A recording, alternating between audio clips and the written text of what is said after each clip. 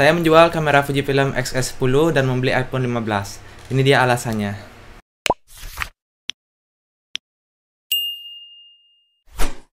Semua kembali lagi di channel saya Putu Melana. Tahun lalu saya membeli kamera Fujifilm X-S10, upgrade dari kamera saya sebelumnya X-T200, dan kedua kamera tersebut sudah saya buatkan video review. Link review kamera tersebut akan saya taruh di kolom deskripsi. Sebenarnya Fujifilm X-S10 95% dari kebutuhan videografi dan fotografi jika digunakan untuk hobi seperti ini sudah sangat cukup. Di luar dari kasusnya yang overheat atau autofokusnya yang kurang reliable, untuk membuat video-video YouTube, video reel, short, atau foto-foto kreasi keluarga sudah lebih dari cukup. Tapi saya sering menyesal karena ketika saya pergi ke suatu tempat, ada video atau foto yang ingin saya ambil scenes-nya, saya tidak membawa kamera. Karena kalau membawa kamera terasa sangat ribet, memakan banyak tempat di tas. Kalau HP ada, tapi hasil HP saya saat ini ya begitu, burik.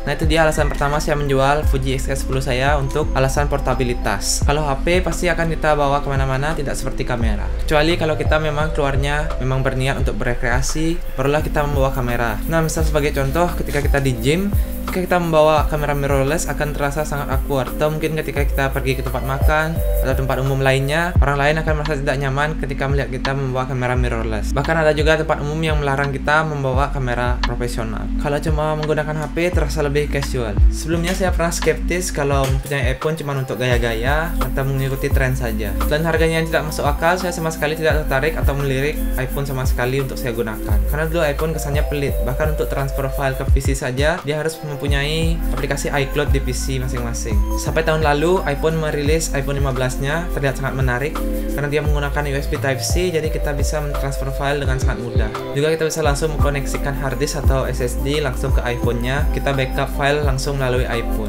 Bahkan kita bisa shoot langsung video melalui SSD, seperti ini yang saya lakukan sekarang. Kamera dari iPhone juga sudah terkenal bagus. HP saya saat ini sebelum beli iPhone, yaitu HP Poco X3 Pro, sudah saya gunakan kurang lebih 3 tahun. Setiap saya shoot menggunakan HP ini, saya selalu merasa, coba hasilnya lebih bagus. Di iPhone 15 Pro, dia sudah bisa shoot video dengan kodek Apple ProRes Log dengan 10-bit color. Jadi kita bisa color grading dengan range warna yang sangat luas dan proper. Bisa bersaing dengan kamera-kamera mirrorless APS-C lainnya. Bahkan di Fujifilm X-S10, dia hanya bisa shoot dengan color 8-bit. Perbedaan color 8-bit dan 10-bit sangat jauh.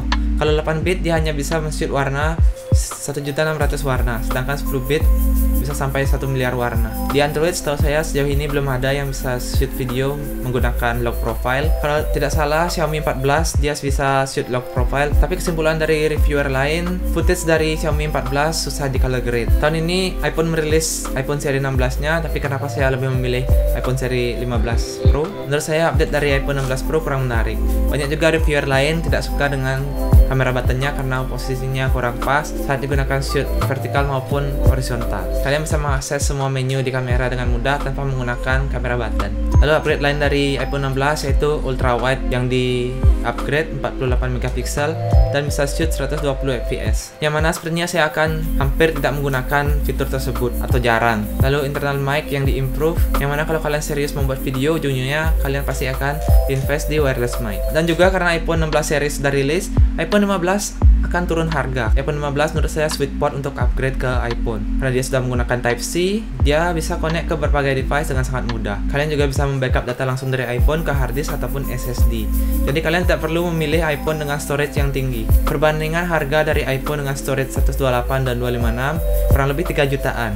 Jika kalian membeli SSD seharga 3 juta, kalian bisa mendapatkan SSD kurang lebih 2 tera. Jadi mending kalian memilih storage yang rendah dan belikan storage eksternal. Saya suka berburu barang-barang second.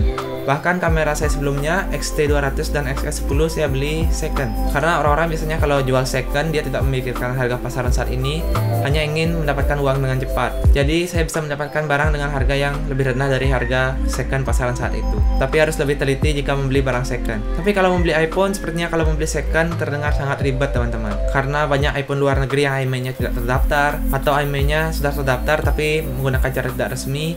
Mungkin beberapa bulan sinyalnya akan hilang. Bahkan beberapa bulan lalu Kominfo menghapus situs resmi untuk mengecek IMEI. Jadi susah untuk mengecek IMEI sudah terdaftar atau tidak. Persentase baterainya juga pasti berkurang jika kalian membeli second. Atau bisa jadi karena HP-nya sudah diperbaiki, karena kerusakan apa lalu dijual. Daripada was-was dengan masalah itu, saya membeli iPhone ini baru. Supaya pengalaman saya pertama kali menggunakan iPhone tidak mengecewakan. Menggunakan iPhone untuk mengonten sangat menarik karena sangat mudah di setup. Tinggal point and shoot menggunakan tripod seperti ini, satset. Jika dibandingkan menggunakan kamera, kalian harus menggunakan tripod yang proper supaya kameranya tidak jatuh. Terutama ketika saya menggunakan XS10, dia harus mengganti baterai beberapa kali. Kadang males repot, tapi ada kelebihan dan kekurangan masing-masing menggunakan kamera ataupun iPhone untuk shoot konten. Nanti saya berikan video terpisah untuk ini. Sementara yang saya temukan, setelah mengedit video dari iPhone ini, file ekspornya memerlukan waktu sangat lama. Oke, itu dia tadi kenapa saya menjual XS10 dan membeli iPhone. Semoga video ini bermanfaat untuk kalian yang ingin membeli iPhone atau kamera. Terima kasih telah menonton, jangan lupa untuk like dan subscribe. Bye-bye.